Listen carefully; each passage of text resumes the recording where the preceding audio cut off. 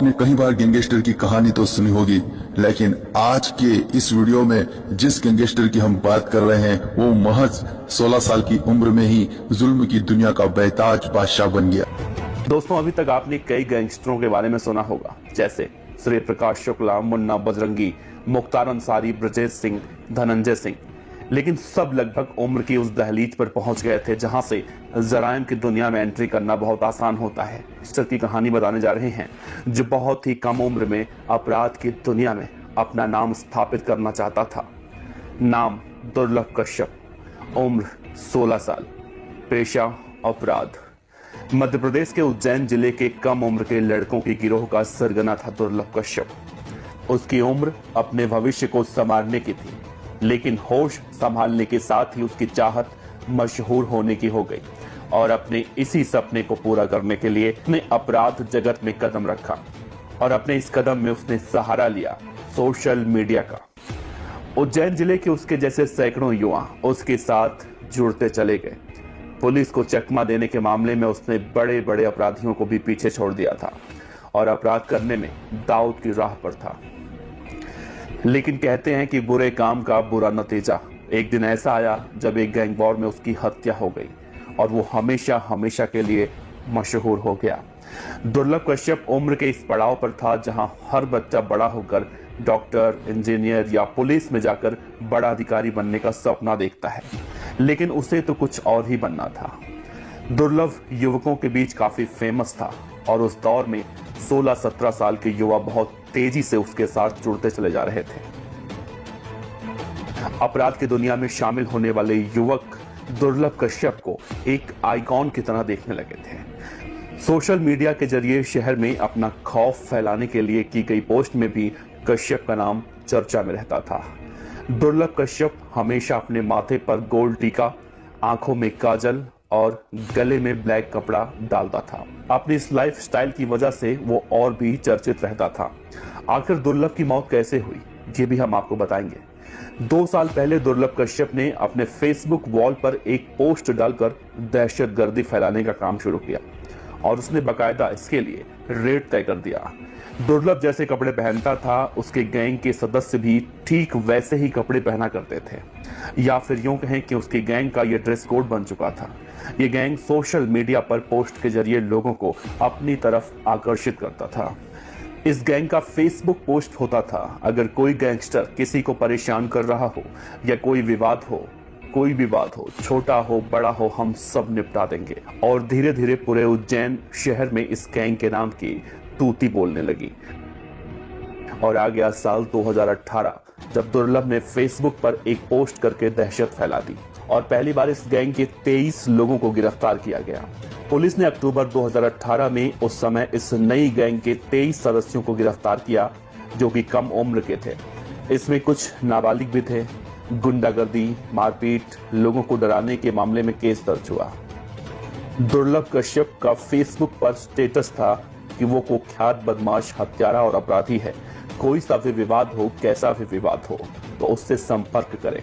इसी के साथ इन लोगों की प्रोफाइल पर हथियारों के साथ पोस्ट, धमकाने और दहशत फैलाने वाली पोस्टें भी डाली जाती थी। गैंग के लोगों की फेसबुक आईडी का संचालन करने के लिए एक टीम बना रखी थी जो दहशत फैलाने वाली पोस्ट करते थे। इस आईडी से जेल में बंद लोगों की भी फोटो पोस्ट की गई। दुर्लभ कश्यप एक ऐसा लड़का था जो नाबालिग अवस्था में ही अपराध की दुनिया में अपने पैर आगे बढ़ा चुका था और वो न केवल आपराधिक गतिविधियों में सम्मिलित हुआ बल्कि उसमें नए हम उम्र के लड़कों की लाइन तैयार की जो उसके फॉलोअर बन गए। और इसे फॉलो करने में उसका मुख्य साधन था सोशल मीडिया। फॉलोअर्स को बढ़ाने के लिए वो सबसे ज्यादा फेसबुक पर एक्टिव था।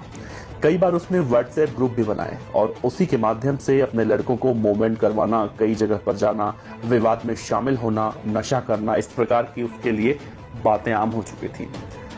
दुर्लभ का गैंग दिन दूना रात चौगुना फल फूल रहा था। रात के सन्नाटे में लोगों की गाड़ियों के शीशे तोड़ने से लेकर लूटपाट, सब कुछ ये गैंग बहुत ही तेजी से कर रहा था। और फिर इस बारे में वहां के एसपी सचिन अतुलकर को इस बारे में खबर मिली और सबको पकड़ा गया। इस गैंग के अपराधों की हिस्ट्री इतनी थी कि एसपी सचिन अतुलकर ने बकायदा हिस्ट्री शीट भी बनवाई लेकिन उसके खिलाफ ज्यादा मामला नहीं बना क्योंकि वो और उसके गैंग के सदस्य नाबालिग थे और उसे बाल सुधार गृह भेज दिया गया। और वो जब 18 साल का हुआ तो पुलिस ने कार्रवाई की और उसे इंदौर के जेल में शिफ्ट कर दिया गया। पुलिस की इस कार्रवाई के बाद दुर्लभ के गैंग की कमर टूट चुकी थी। कहा जाता है इसी बीच तत्कालीन एसपी सचिन अतुलकर जेल का दौरा करने गए तो उनकी मुलाकात जेल में दुर्लभ कश्यप से हुई। तो उन्होंने उससे कहा कि तू अपनी उम्र से ज्यादा दुश्मन बना चुका है, इसीलिए तू जेल में रह और यहीं पे तू सुरक्षित रहेगा। उसके बाद दुर्लभ डर के मारे 1 साल तक जेल से बाहर नहीं आया और जब बाहर आया तो फिर से उसी कांड को अंजाम देने लगा जिसकी वजह से वो जेल गया था। दुर्लभ ने जेल से बाहर आते ही 24 जनवरी 2020 को एक बीजेपी नेता के बेटे को किडनैप कर रंगदारी मांगने लगा और इस मामले में पुलिस ने 1 जुलाई 2020 को कार्रवाई करते हुए दुर्लभ गैंग के 2 लोगों को उठा लिया। जब मालूम चला बीजेपी नेता के बेटे को ये लोग मारते हैं और मारपीट का वीडियो भी बनाते हैं और धमकी देते थे कि जब तक पैसे नहीं मिलेंगे तब तक ऐसे ही चलता रहेगा। इन सबको देखते हुए पुलिस ने दुर्लभ और उसके साथियों के ऊपर 10-10 हजार रुपए का इनाम रख दिया। दुर्लभ जब जेल से बाहर आया तो उस दौरान देश में लॉकडाउन लग चुका था। तब वो इंदौर में रहने लगा और लॉकडाउन खत्म होने के बाद उज्जैन में अपनी अध्यापक मां के पास आकर रहने लगा और दोस्तों के साथ घूमना, पार्टी करना, लोगों को लूटना, ये सब कुछ चलता रहा। जेल से बाहर आने के बाद दुर्लभ अपने आप को बहुत बड़ा डॉन समझने लगा था। पुलिस की निगाहें अब दुर्लभ से हटकर और अपराधियों पर जा चुकी थी।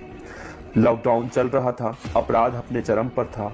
दुर्लभ भी रोजाना रात में पार्टी करने और गुंडागर्दी करने में मशगूल था।